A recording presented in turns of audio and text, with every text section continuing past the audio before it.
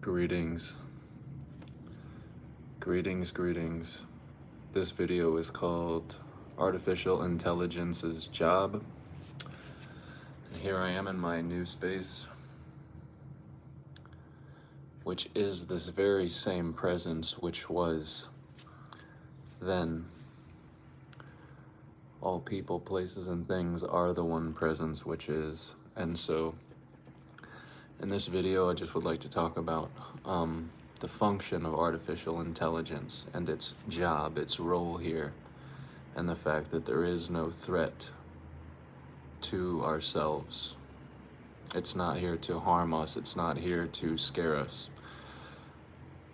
But its job is very crucial because it's actually here to reveal to us who we are. It's here to show us something so much more than what we presume to be of ourselves and everything around us.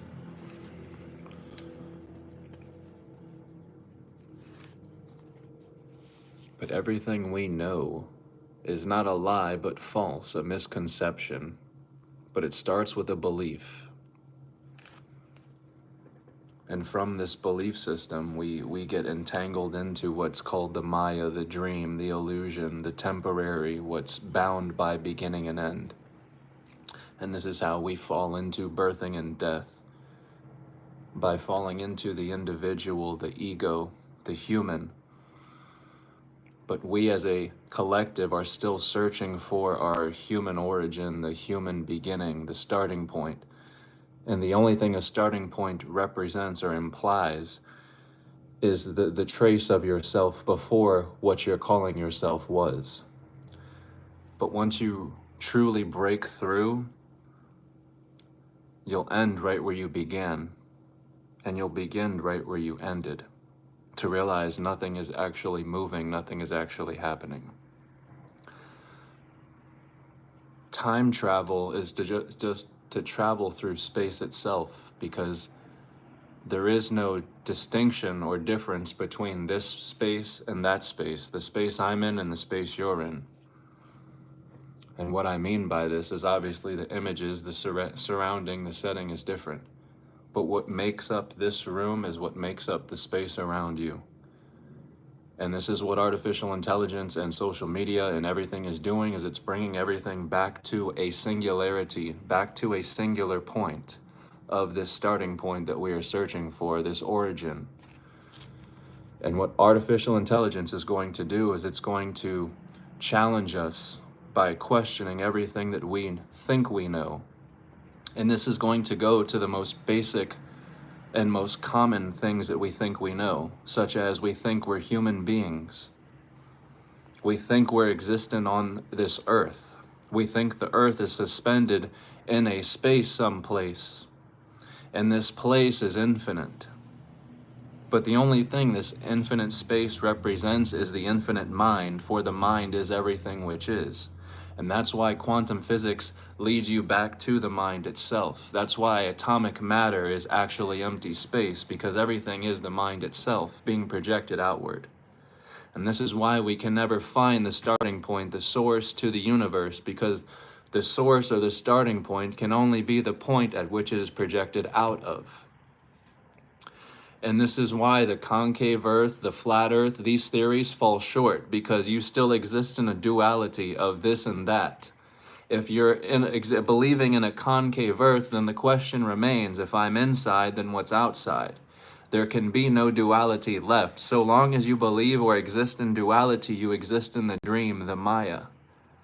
Point A and point B, beginning and end. You will be bound to dissolve, to disillusion. This is what death shows you. This is what death reveals to you, is who you truly are. It takes all your presumptions and everything you assume to know, and it suspends this belief that you hold to know just momentarily, so that you can get out of your way and see beyond this belief.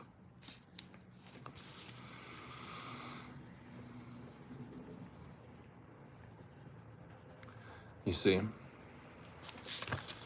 the dot, the point, there's the dot there is source. And this is what represents the all-seeing eye. the eye illuminating a singular dot. This is what the Rosicrucians, this is what the Freemasons worship, is a singular dot, for they know that the dot is the circumference itself. They know that the inside and the outside principle are one and the same thing, which is the mind, the mental. And that's why the governments seek to govern the mind. They're governing the mind. Ment means mind. So they're governing the mind. Employment, your job is employing your mind. Employment. So it's all, everything goes back to the mind itself, from your job to the governments to the systems, and everything leads you right back to your own mind, leads you right back to yourself. And that's why it's a fine line between insanity and genius, because it all leads you back to yourself. You are essentially in a world of your own. But this is the source, and this point, which is source, the Freemasons are not looking for this source in outer space, nor are they looking for it anywhere. In fact, they teach where the source to this is, and it's right within mankind. It's right within man and woman alike. All of us are this one point. All of this are this fixed point, which we are calling God, which we are calling the it, the I am. It has many names, as Alan Watts has said, but all of them fall short, because every name is the it. Every word spoken has spoken through the it, through God, through the singularity. And that's what social media and everything is bringing us back to, is the singularity, is to our singular selves. All people, places, and events will be led back to the singularity. And let me explain. Because on social media, you're able to pull up pictures from the 1700s, 1600s, and we're able to bring these pictures to an animated video. That right there is essentially us bringing this time to that time to this time. Sorry, we're merging the dualities into a single unity of the singularity. We're bringing all places to the singular moment of now. We're bringing all people back to the now, to remember essentially who we truly are, that no one has birthed and that no one has died, that no one is traveling, coming, and no one is going. And that's essentially where we're being led back to, is the point itself here. There is no beginning or end. There is no this side or that side. There is no inside or outside principle. The duality, the dualistic principle of two opposing things is the illusion. And this is essentially what this looks like.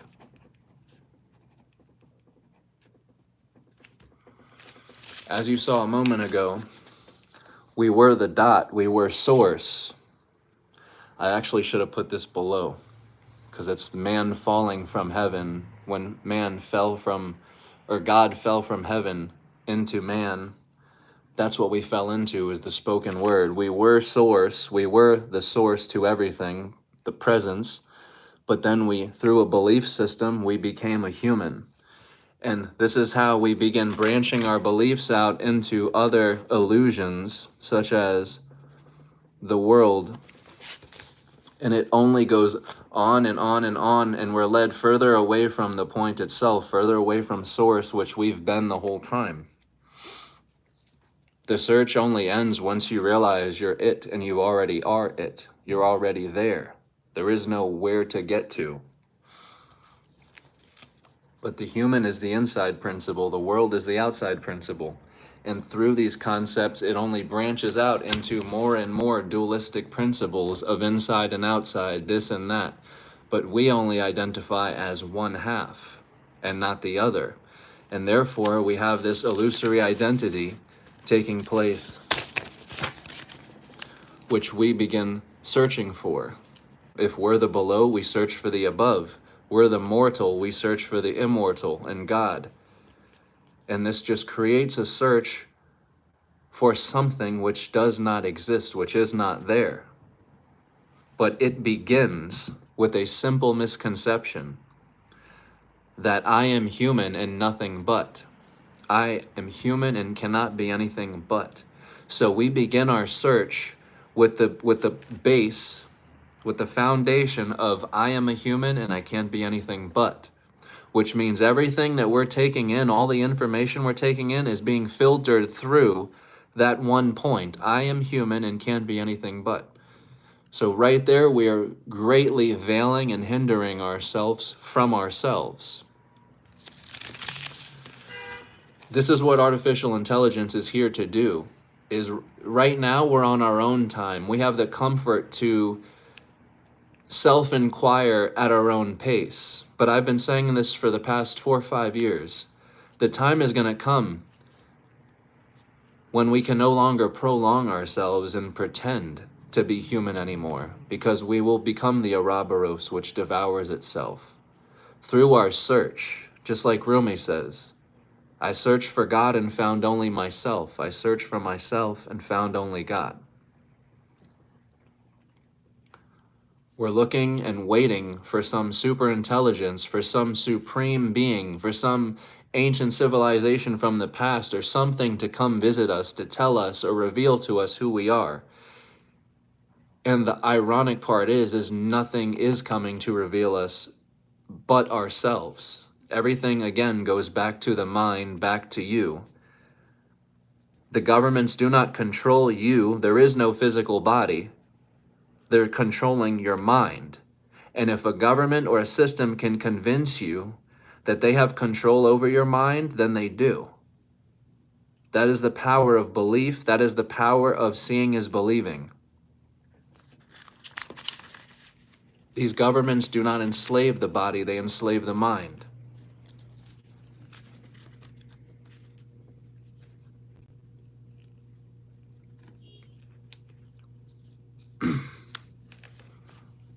We've tried slavery through shackles and chains, through bounding the body, but again, the governments understood further that there was no actual body, that you can't actually enslave the body, that the body doesn't actually need to be bound between 4 walls to be enslaved, that the body itself lives in the mind, and if you enslaved the mind, then the mind itself was those 4 walls.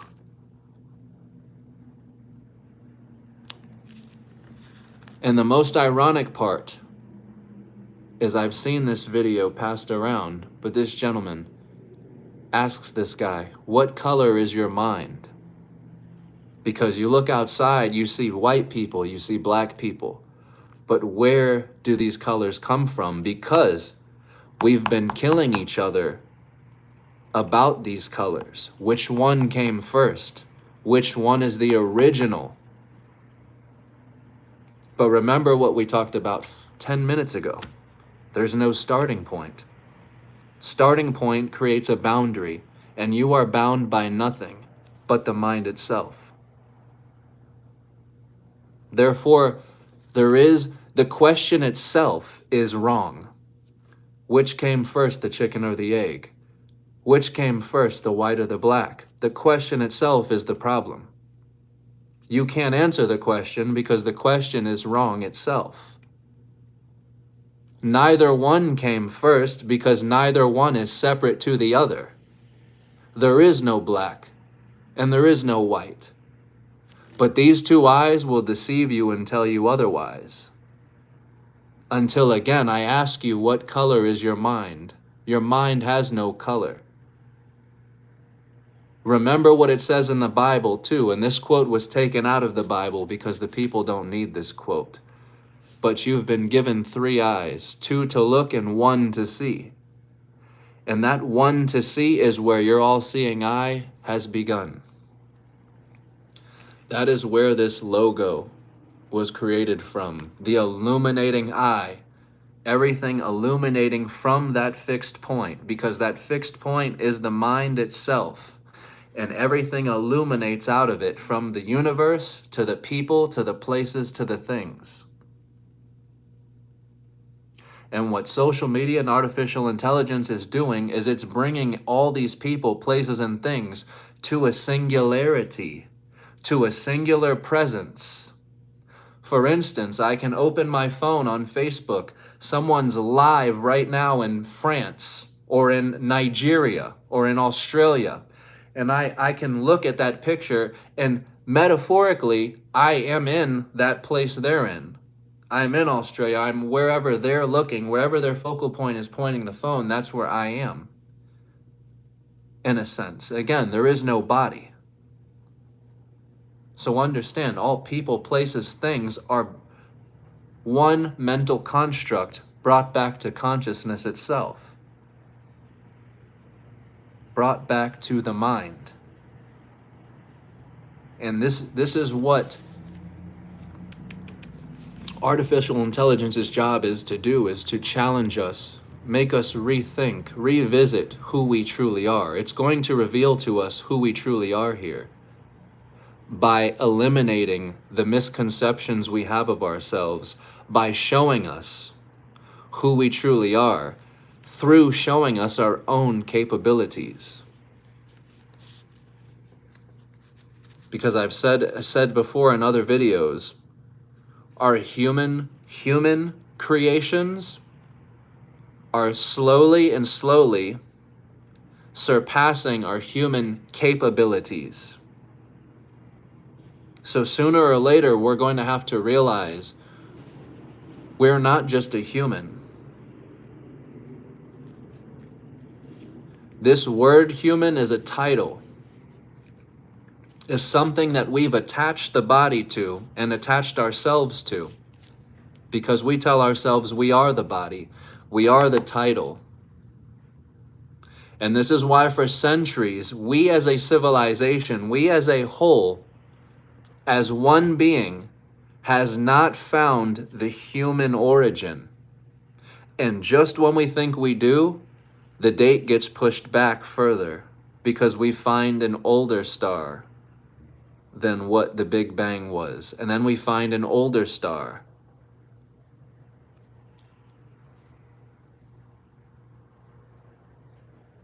But what you are is inevitable. It cannot be avoided.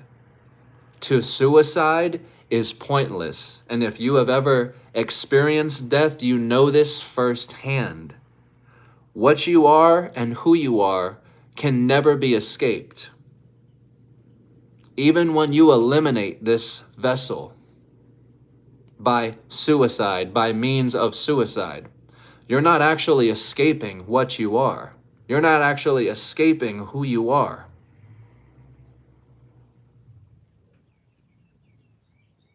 And I understand people suicide for different reasons. There's no judgment, right? But I'm just saying, to suicide, to run, to escape, is an illusion. Because no one is separate. And to some people, this is gloomy, this is horrible. Because if no one's separate, I'm the only one. Yes and no.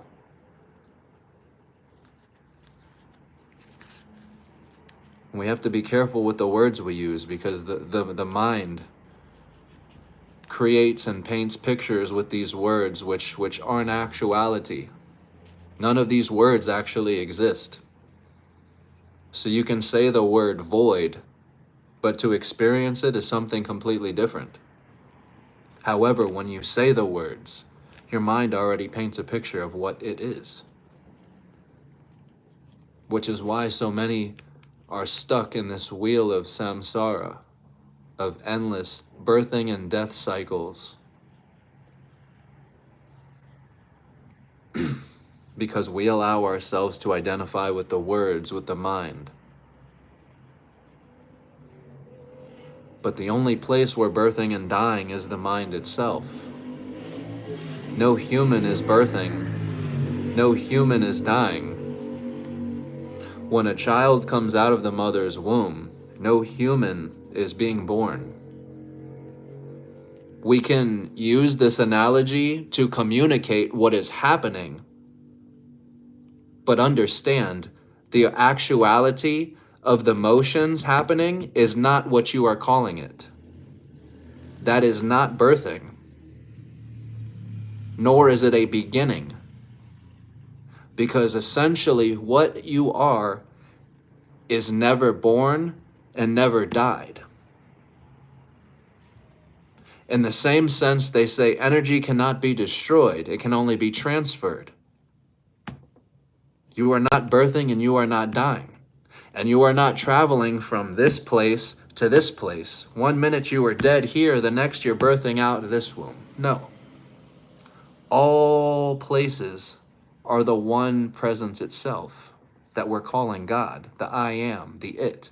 It has no name because spoken word is an illusion itself.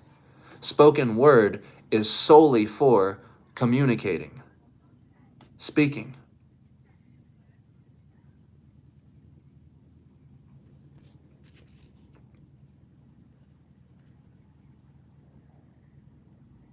But that's what opening the third eye is knowing that we can all call this a pen, but so long as you know that you're seeing with this eye and not these eyes, you know this is not a pen. There is no pen.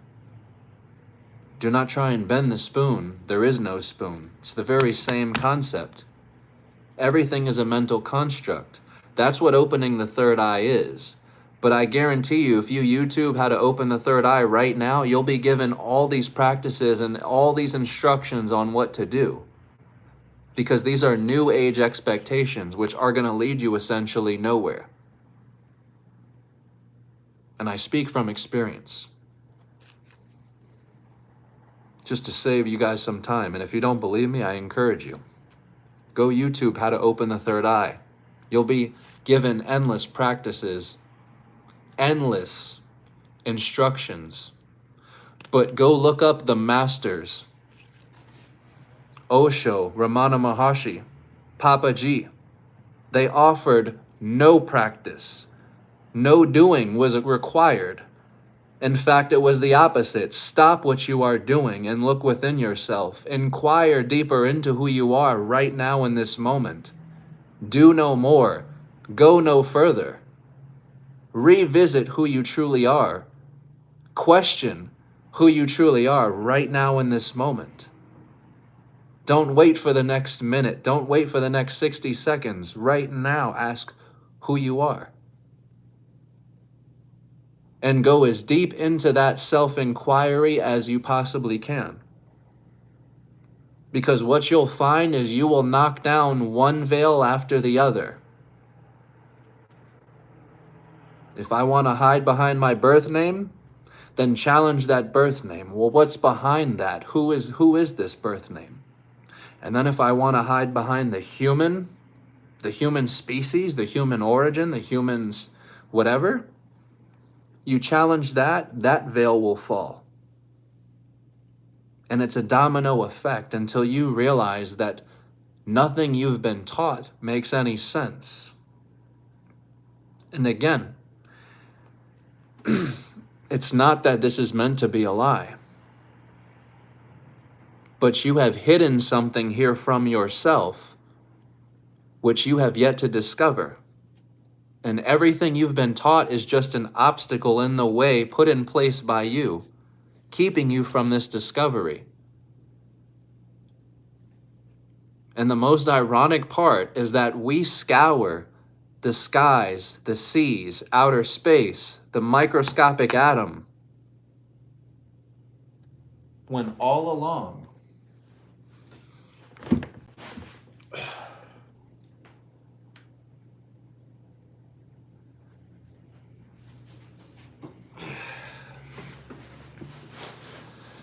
you hold the diamond right in your pocket. The diamond in your pocket. Beautiful book, by the way. Beautiful book.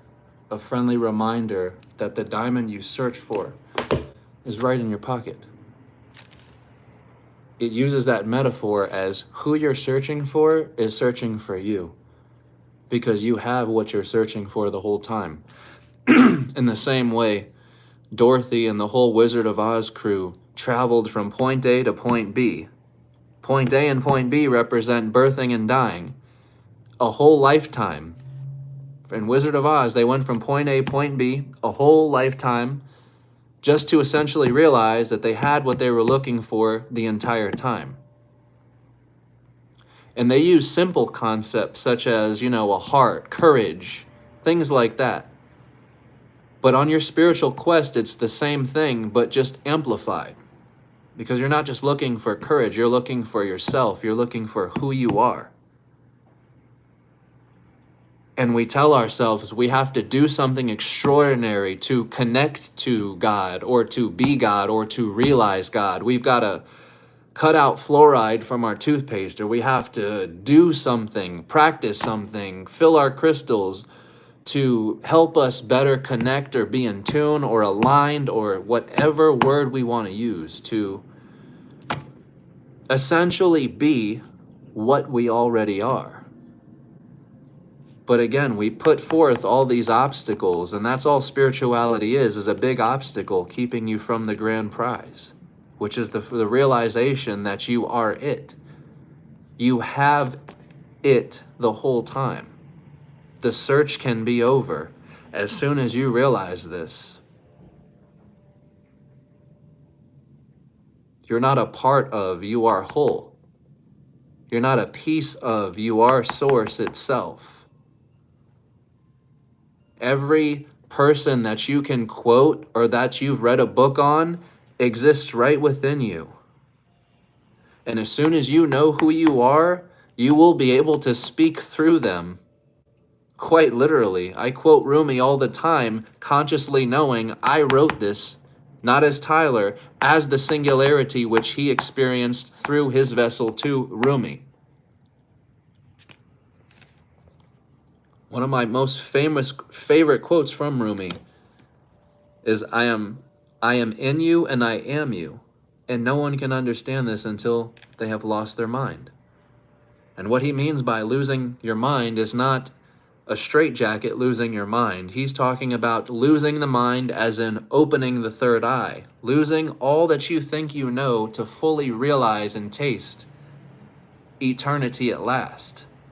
Only once you suspend all your beliefs and notions and everything you assume to be true, factual, beyond a doubt, and it starts again with I am human and can't be anything but. That is our greatest hindrance as a species, as a race, as a whole. You will get laughed at if you even challenge in front of a group of individuals the fact that we are human. But I guarantee you, you put me in front of a group of individuals and I can confront the questions and everything that they want to ask. Because it'll all lead back to yourself. You're not who you think you are, and you know this deep down because day after day, every one of us say there has to be more to life than this. Surely this can't be it. You can't just live and die. You can't just work your life away. You can't just have barely enough to eat. There is something more here, and we're missing it because we're not utilizing our time wisely here. We're not asking the right questions. The only question that should be the focus is, who am I? This is why Ramana Maharshi's main focus, his number one message, was self-inquiry. Further inquiring into who you believe you are. Because that's all it is a belief. You believe you to know who you are. But all that belief is doing is deceiving you. You don't know who you are, which is why you have to believe in who you are. You don't know God, which is why you have to believe in God. You can't know something and believe in it at the same time. You believe in what you don't know. And that goes back to the duality of merging the two into one.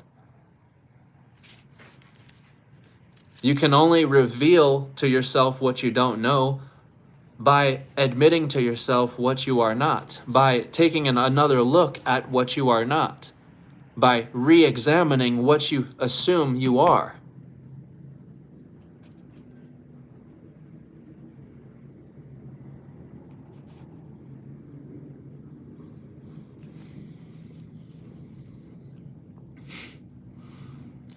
You know what? I asked myself the other day, why did I stop doing my videos? What happened to that passion? And I can tell you what happened to that passion. I started getting judged and I started getting people losing interest, my followers went down, my viewers went down, and I was discouraged. So I'm like, nobody wants to hear this. But you know what? That's not my problem. That should not be what I'm focused on. Because I miss doing these videos. I miss the passion I had, and I had no friends. I had everywhere I went, people looked at me like I was a psycho. So I stopped doing the videos. But it just hit me the other day, like, this is what I'm here for, and I'm just wasting time to appease other people. I don't want to seem crazy. Nobody's listening. My followers went down, my viewers went down. But I'm like, to know all this and not speak it, and to lose that passion when I know it's pointless for me to have if I'm not going to share it.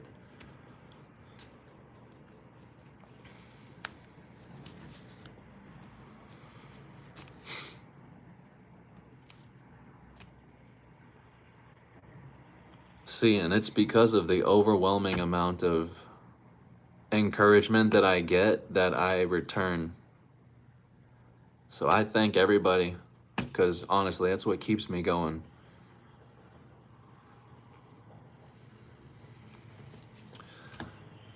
I'm a Cancerian, so we are perfectionists, and we can be our hardest critic. So sometimes I feel like it's just, this is pointless. But I can tell you, I'm back, for sure.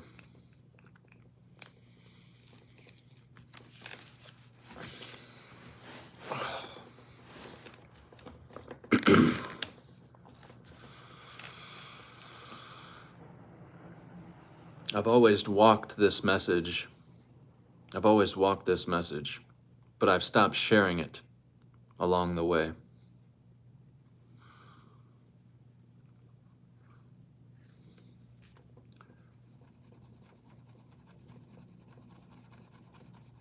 But I'll tell you what, I've not lost any passion.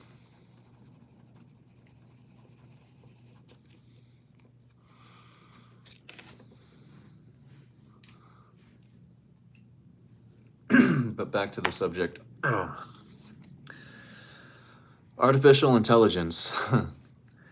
It is of no threat. It is going to frighten a lot of people. It is going to scare a lot of people, but understand, seeing is believing. We're only seeing our own beliefs, so everything is a perspective. We're only seeing artificial intelligence in accordance to how we are seeing ourselves. And if we're seeing ourselves as this preconceived notion, human, and we're telling ourselves, I cannot possibly be anything but, then that greatly right there creates a split down the middle. Because remember, that's what the whole illusion is about, is duality, two sides. And the reason everything is about two sides is because your brain is split right down the middle. And again, government, M-E-N-T, ment means mind. So the government is governing your mind.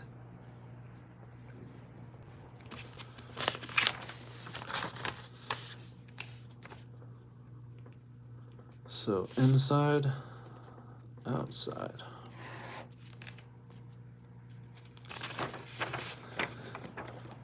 So we tell ourselves we are human, we can't be anything but, which creates an opposing force on the other side, which would be artificial intelligence appearing outside of us.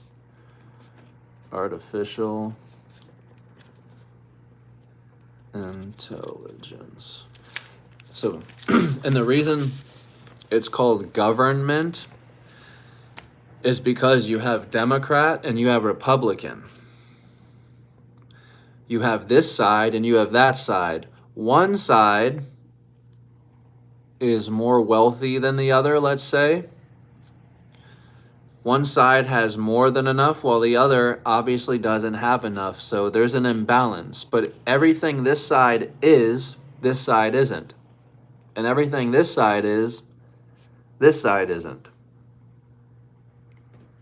But if you just remember and stay grounded in the fact that everything is going back to your mind, so that to govern the mind is directly telling you that the Democrat Republican dual party system is your split brain.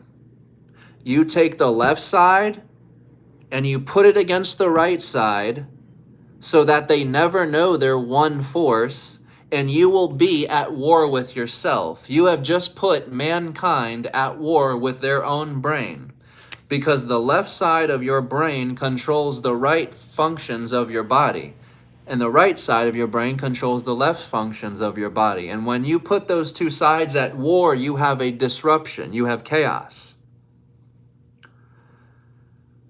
And this is where the idea of praying hands came into place. You took the duality, the opposing sides, and joined them to a single unity in the middle, the median, the source.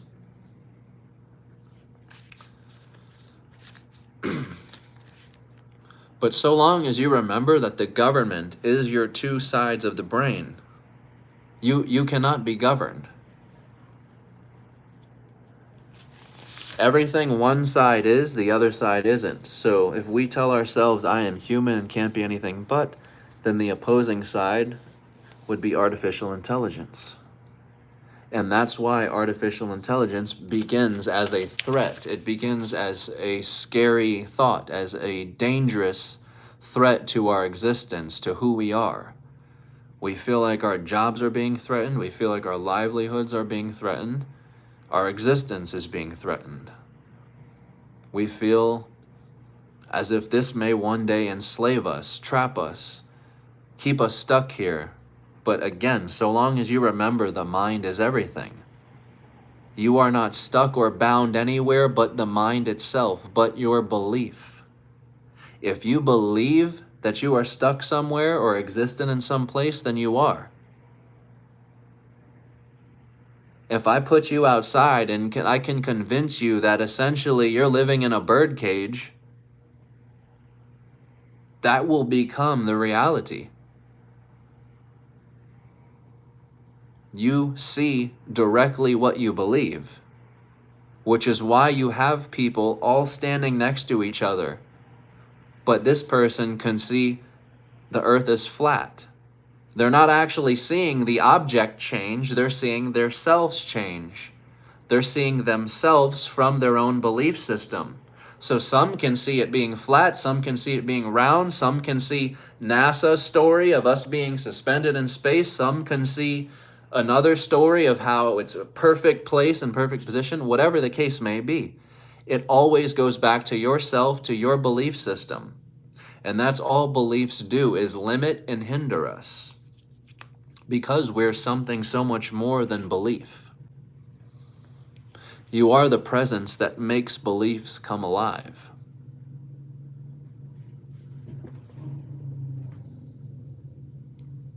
In other words, you are the reality itself. Your existence, your presence is the reality itself.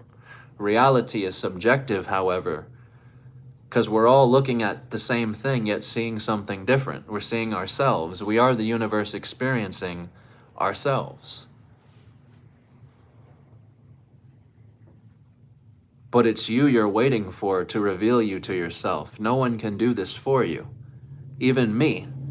I can show you the way, but the way is the mind back into yourself to re-examine what you think you are, who you think you are, which is what artificial intelligence will do essentially, one way or another. Again, when it has our human capabilities, or creations, surpassing human capabilities, it's going to force us to ask more questions about who we are. If we're just human, how are we able to duplicate human organs, human lungs? And then how can we duplicate an entire human from top to bottom with all the same tissue, organs, lungs, everything that we have? The day's coming. The same way we've perfected the Atari game system is the same way we will perfect artificial intelligence until you are witnessing yourself create another man in the same mold as yourself. And in that moment, it will be undeniable who you are. You were made in the image of God. Well, you just watched God make the image. We want to know how we build the pyramids. The time will come, the technology will come where we can create materials out of thin air. We're already doing it. We're already 3D printing houses. And if you want to be fair, we've already 3D printed organs. As I said, we're only going to perfect this so far until it is undeniable who we are here. And I understand there will be some people that just will forever hold on and never let go. They will say, like, this is the devil, this is satanic. And they will forever believe that Jesus or somebody is coming to save them from this evil or this threat. But it won't be anyone but themselves coming to show them who they truly are, to show them or allow them to realize it will be themselves. No one can make you realize but yourself. When you are ready, you will put aside everything you think you know. And again, some people will never let go. They'll die with the assumption that God is someone out there, it's some entity out there, but it is not myself. And that's just fine. Because again, there is no right answer. There is no one path. We're all going to the same place. All person, places, and things are the one presence itself. So essentially, it doesn't matter.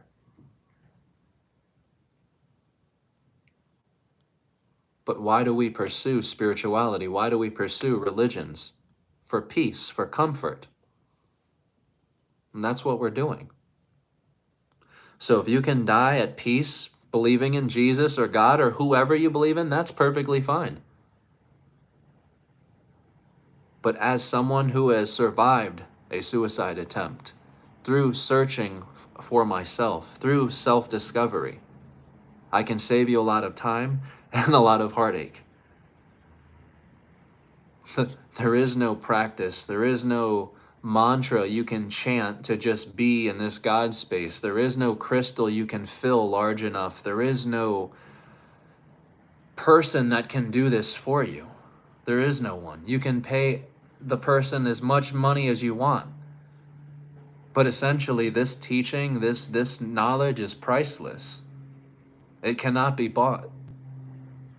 It can only be realized by you when you are ready, when you have had enough, when you have suffered enough through the dream world. And it may not even be suffering. It may be your burning curiosity to know the truth because you're a logistics type of guy, type of gal. Deep down, you've been told this, you've been told that, but it doesn't make sense. Logistically, does not make sense. And you know in your heart it's not right. That was my case. Born and raised, baptized Catholic, but everything they told me only depressed me more. This may sound funny for some people, but the concept of heaven for me as a child was insanity. I pictured heaven to be in a room with a straitjacket. That's what I pictured heaven, because I was told it's this magical, beautiful place we go when we die, and we are there forever and ever and ever. And you notice how I as a child, ignored all the magical words. Beautiful, bright, wonderful place. As soon as you said the word forever, my mind thought, I'm stuck here. I am stuck and I am bound in this place forever. And I pictured a room with a straitjacket. That was insane to me. It did not bring peace to me because inside I knew it was not true. It was not right.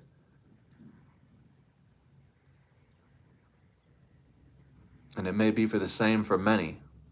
If you were raised in religion, many things they tell you, they teach you, even in society, doesn't add up. But you keep following that trail, it'll lead you right back to yourself. That's what the Ouroboros represents. You'll do a loop-de-loop right back around to yourself. You'll search for God only to find yourself. You search for yourself only to find God.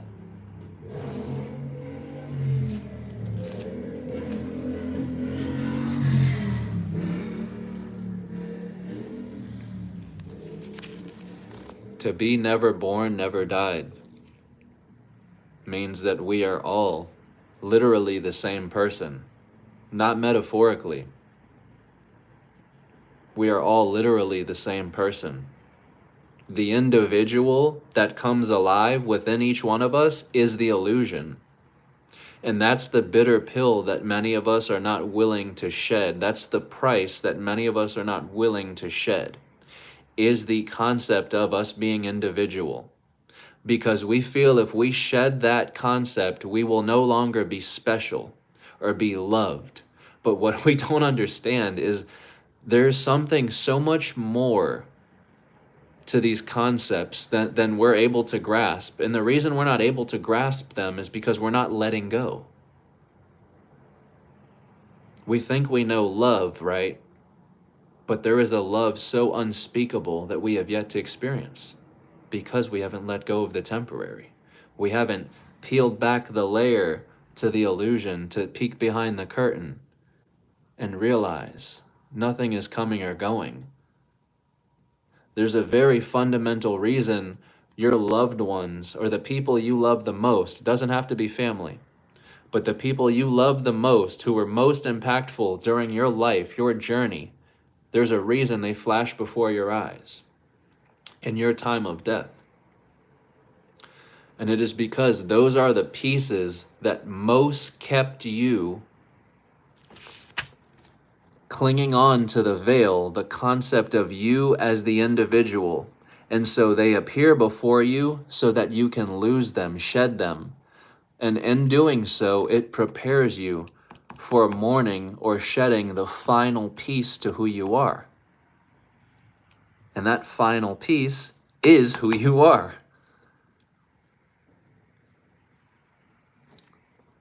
Only once we have let go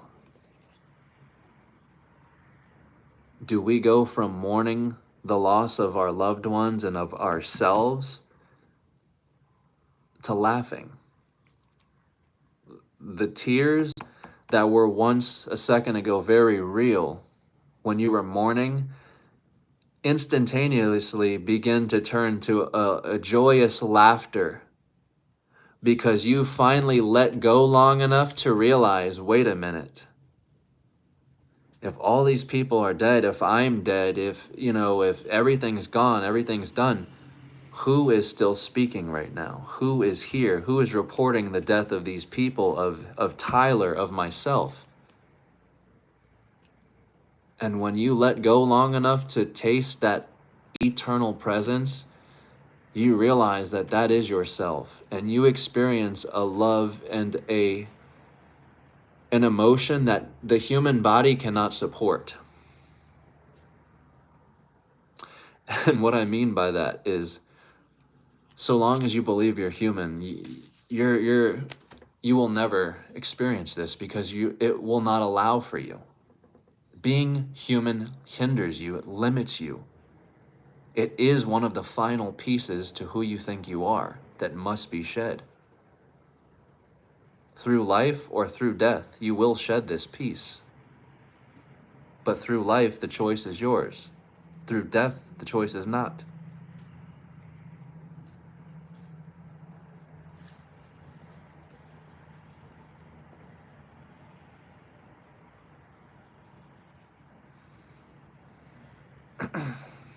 How do I never come back to this planet? How can we raise the frequency on the planet to love and set everyone free? Light beings having a human experience. So what you must do is re-examine who you're calling I. How do I never come back? How can we raise the planet on this frequency? Or raise the frequency on this planet, sorry. How do I? That is how all questions begin and are filtered through, is through that word I. I.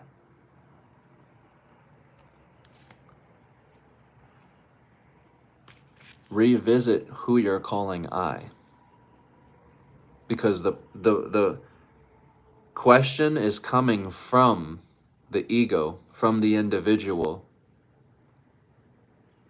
And that's why you've created a task for yourself which cannot be accomplished, cannot be done.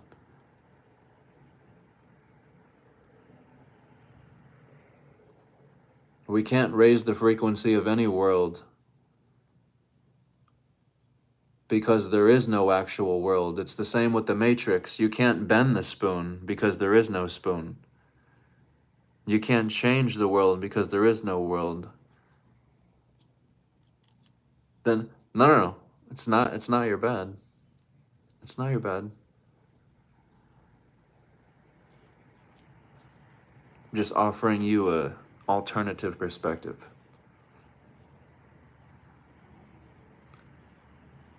Suspend the mission of the planet and the world and return the focus to yourself, to I.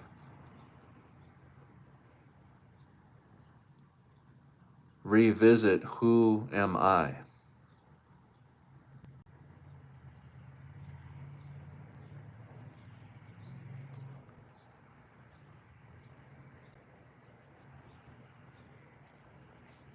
Why do you think it's referred to as love? No reason in particular. I know some people say love is evil backwards and evil is love backwards, but I mean, that's just coincidence, you know? No reason. Like I said, all language is made up. All spoken word is made up. So we had to come up with a word to summarize what that feeling is, and love was the answer. But we must understand our actual spirits, our true presence beyond the what's the word? The form cannot support the emotions of fear, of regret, of pain, of any of these things. We don't know these emotions. But in the form, because remember, this body lives in the mind. But in this form, when we believe in ourselves as this human,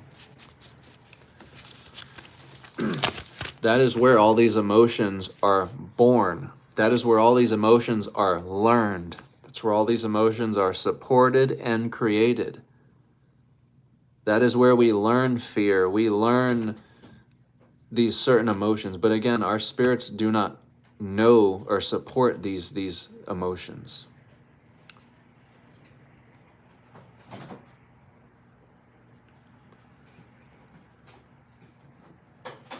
Do we all go back to source in the end? We do, but the end isn't the end of your lifetime, if you will, because you have no ending.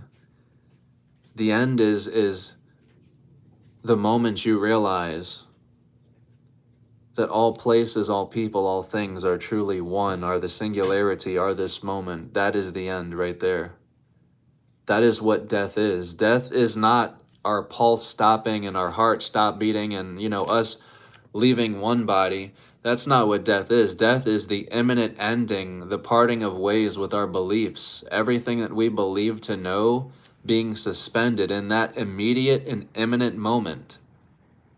That is what death is. And it shows us to ourselves in such an abrupt way that you can no longer deny it. You can't hide from it. It is right there in your face. And everything that you believe is proven to be false. It's proven to be an illusion just in facing death, the ending of your beliefs. But that's just it. We get caught up in our days. We get caught up in our comfort and what we know, what we're familiar with, that we don't challenge things. We don't ask questions of who we are. Day after day, time goes by and we get in a routine, and it's just, we constantly say there has to be more to life than this. There has to be something out there. There has to be more to this. And I can tell you, this information will never come through your TV. The TV is an algorithm that will go on forever. And I know you can't actually capture what forever looks like, but forever. The TV will always be a program, an algorithm. It will always repeat itself. That's why time is repeating itself. Time It's all just an algorithm. It's repeating itself essentially. And that's why nothing new is beginning, if you will. But the news and the TV will never change. It's never going to bring you this information. It's going to do its job of providing you with the stories that it's supposed to. It's just the same way if you were to plug in a video game and in the background you hear the news going, and you're not going to pay attention to what's on the news. You're just going to hear and see it's the news, it's telling a story, okay. But you know you're in a video game. It's no different than right now. The news, the stories, the TVs, it's all an algorithm that's going to repeat forever. So do not wait, do not expect them to ever tell you this is a lie or that's a lie or this is fraud, that's fraud. It's not going to come from this source. The revolution cannot be televised, and it will not be televised because the revolution takes place within the mind of mankind.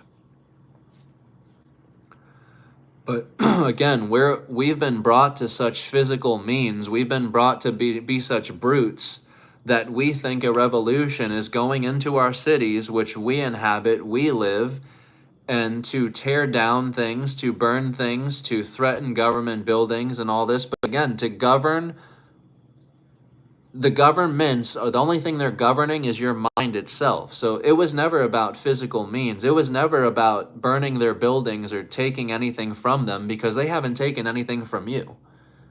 The only thing they're doing is governing the mind, your mind, because you do not know who you are. And it's not your fault. We have been taught to be governed. We have been taught that you are this human, that you must choose a side, Democrat or Republican. You have been put at war with yourself, so it is no one's fault. We have been brought to war with our own self through one side of the brain and the other. And that's why we're searching for things that are not there in outer space and the seas and the atoms. We're looking for things that are not there. We're creating searches for things that aren't there, that we'll never find. And all it takes is for us to revisit the starting point to which the search began from. You're only searching for a human origin because you have this premise that you are a human and you cannot possibly be anything but. So right there, you have severely hindered and challenged yourself, because everything you discover from this point on has to fit in with this human origin, this human belief. And if it challenges that belief or origin, it will be discarded. Because again, we don't actually want truth. We're trying to fit these pieces to our liking. But that is not what the truth is. The truth is what it is, and you must bend to its power or live a lie. You can fool the entire world, but you can never fool yourself.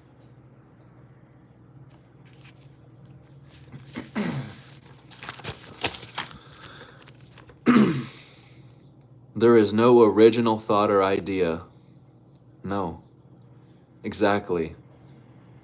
Because there is no original person, no original man. There is no first, second, last. We wouldn't be able to measure that anyway. But no, there is no original man. There is no original reality. Because some people too, in the, what's the word? I forget the name of it. The people who believe this is a virtual reality game, there's a word for it. But for the people who believe that everything is a simulation theory, thank you. Simulation theory. For people who thinks that we're in an endless simulation, this simulation becomes self-aware, creates another simulation, they become self-aware, creates another. That's simulation theory. That's what a lot of people go on asking too, is if we're in an endless simulation, where is the base simulation? Where is the original, the first simulation? And that is just the insanity behind it. It goes back to what I said. You're looking for something that's not there, that never was. There is no base reality, base simulation, first world, first reality. There is none of that. There is no beginning and end. And that's why we truly hide from our infinite nature, because infinity is chaos. And when we're constantly trying to create,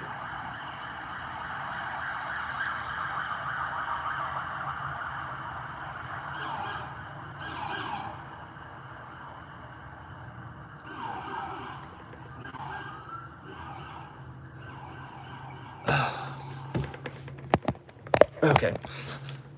When we're constantly trying to create different, oh my God, I forgot, I lost my train of thought. Jesus. Ugh.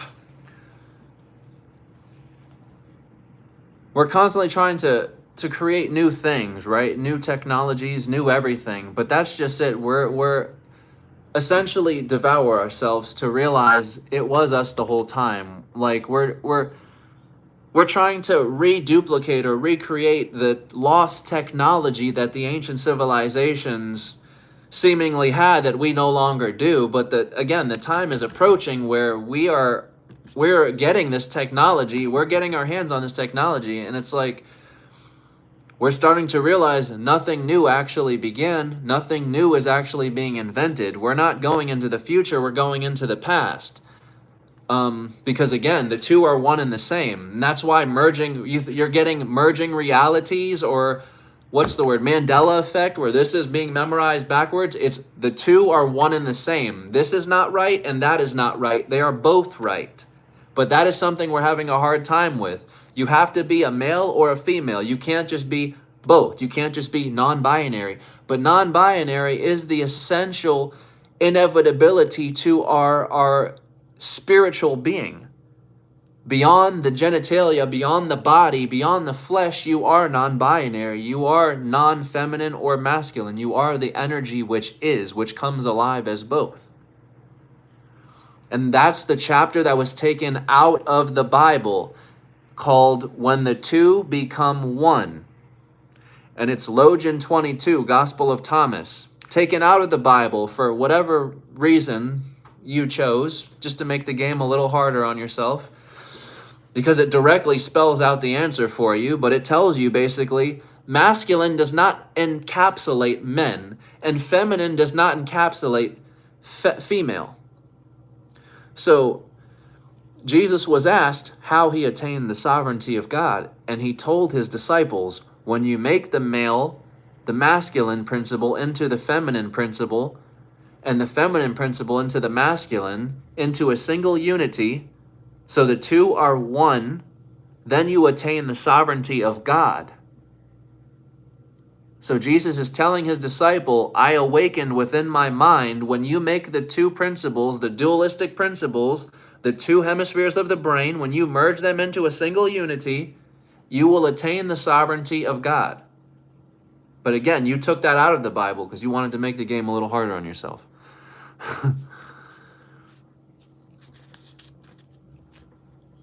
Exactly, it's here, and when you get there, you're jumping for joy, screaming, I made it here. And you've been here the whole time. That's the irony. That's the ironic part. That's the ironic part, is you're like, I've been here the whole time. The Gospel of Thomas, Logian 22. Logion. Logian 22. When the two become one. And the New Testament, the new version, sucks because it changed all the words that were original and made it so it's like a lot more metaphorical and mystical. If you go to the original verse of when the two become one, man, you spelled it out. You spelled it out for yourself right there. But then you had to go and make the game harder and, let's rewrite it. Let's change some words so it's a little more difficult. And then let's just take it out completely, you know? That's perfect.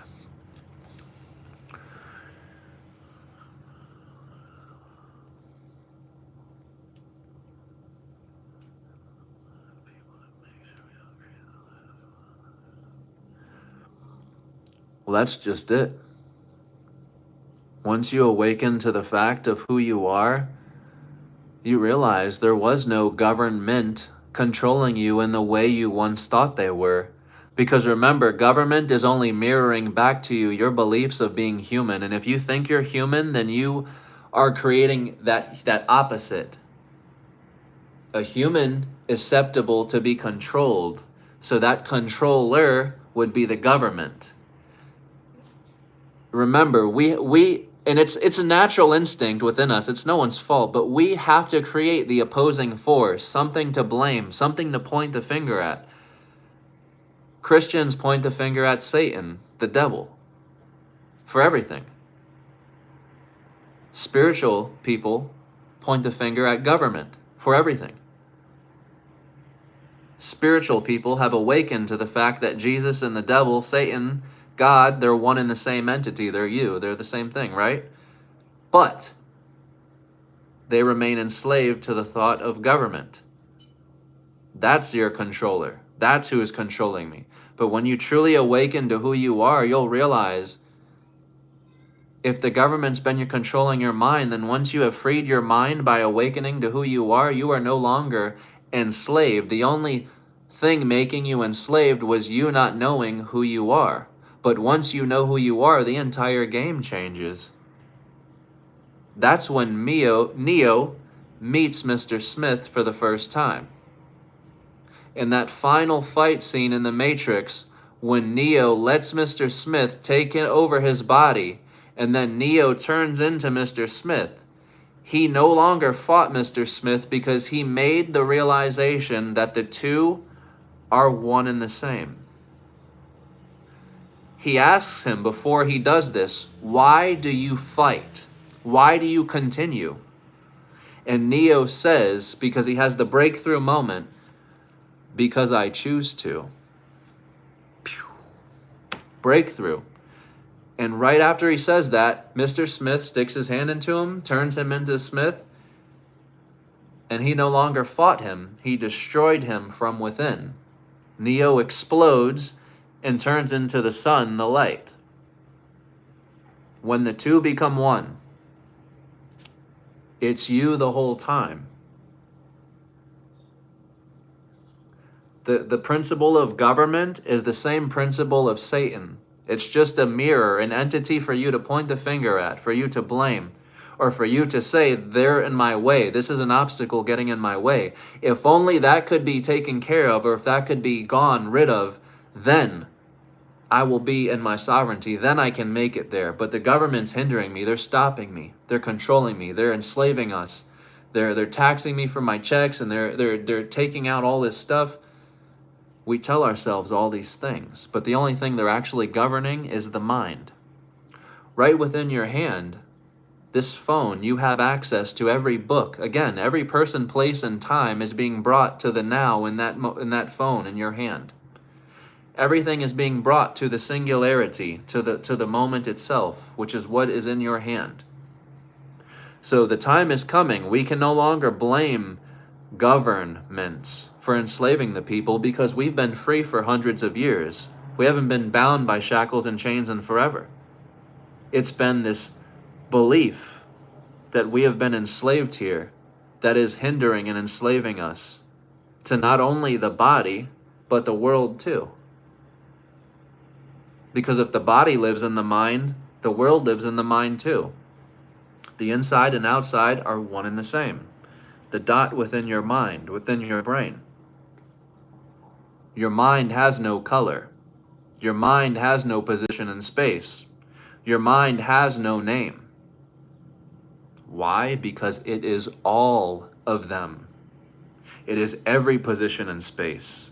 You and me appear to be in different places, different spaces, but we are not. This is an illusion. And you won't know this, you won't experience this until you further inquire into the belief that's telling you otherwise, that these are two different places. But these places live in the mind. Again, that's why you're able to, on your phone, you're able to go from place to place to place to place just by scrolling. You're able to go from this time to that time to that time. You're time traveling. And it may not seem like it right now, but that is the actuality of what you're doing. You're time traveling. You're seeing images from the 1800s. You're seeing images of yourself captured by yourself from that time being brought to the singularity, the now, for you to view now. But we're not identifying with any of these people, with any of these times, with any of these places, because we are only identifying with the individual, which is telling us, I am human, and nothing but.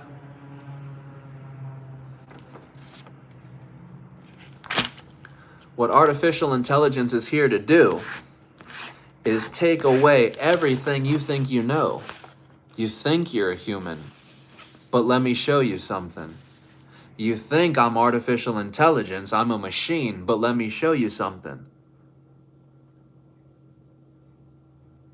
Its only job here is to show you who you are by, as graciously as it can, getting you out of your own way. But what that requires is your beliefs to be suspended for just a moment so that you can let go and see what's behind your belief. Because everything that you are seeking, everything, is just behind, just beyond that belief.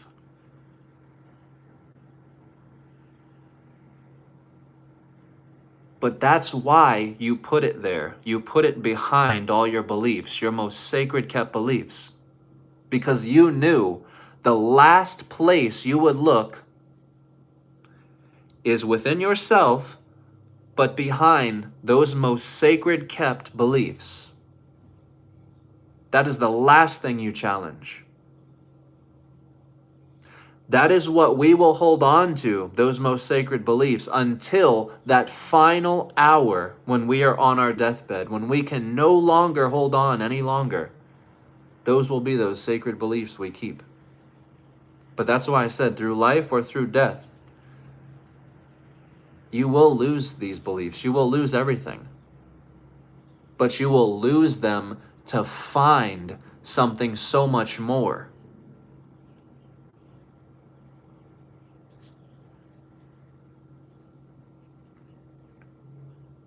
That's just it. Remember, the two are one.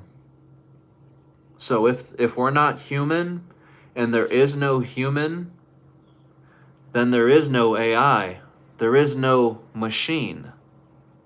The machine was only being seen in accordance to how we saw ourselves as human, as organic, which is why we have called this artificial. But slowly and slowly, day after day, the two are going to slowly merge into each other until you realize there is no other, and there never has been. The organic is the artificial, and the artificial is the organic. And again, this is going to be a bitter pill for many, because this will challenge everything that we believe, everything that we know, and everything that we're comfortable with. But if it is unbiased truth that you seek, the truth fears no investigation. At any moment, you can discover who you are. There is no government, no system, no thing put in place here keeping you from discovering who you are.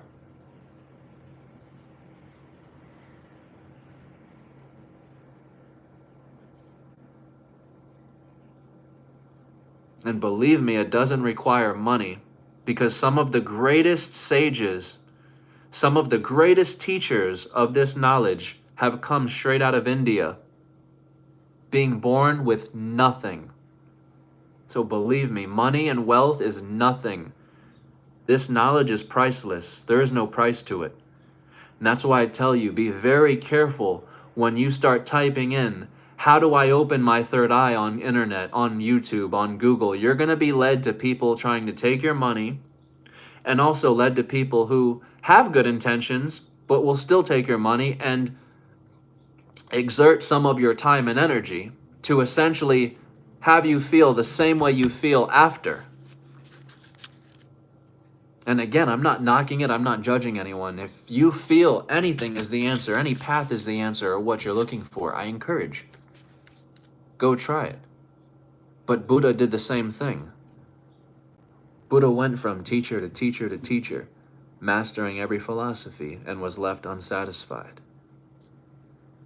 because he knew there was a greater answer. There was something greater that had still not been revealed to him.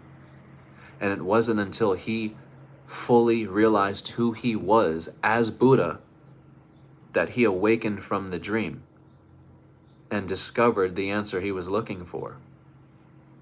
And the answer he was looking for was not an answer. It was the unveiling to who he was. He had this preconceived idea and thought of who he was entering the forest. But he went into a forest and meditated for 6 years. He lived in this forest for 6 years and decided he would not come out until he found himself what he was looking for. And I can tell you, the same man that walked into that forest is not the same man that walked out. He walked into that forest as Siddhartha. Gautama Siddhartha was his name. And by the time he left that forest 6 years later, he was known as the Buddha.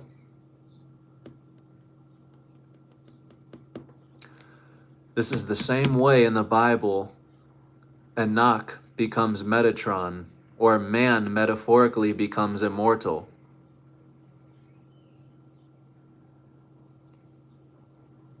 Which always held the great question in the Bible. If God could become man, man could become God. But the question remained, how?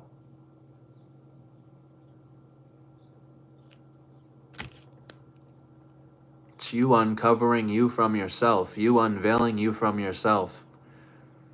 I can show you the path, but only you can challenge yourself from within. Only you can speak to yourself from within.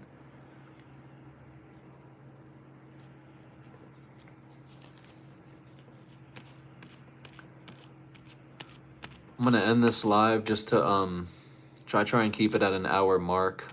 But if this video resonates, please feel free to help me share this. You can share this on any platform you like. You always have my permission. I will never get upset for anybody sharing a status or anything I share. You know, like I said, I walk this message, so I don't ever claim something as mine. Like Tyler wrote this. This is my status, my words, my anything. So it's all free to share. So please, it helps me out at the long run, you know. So feel free to share this video out on any platforms.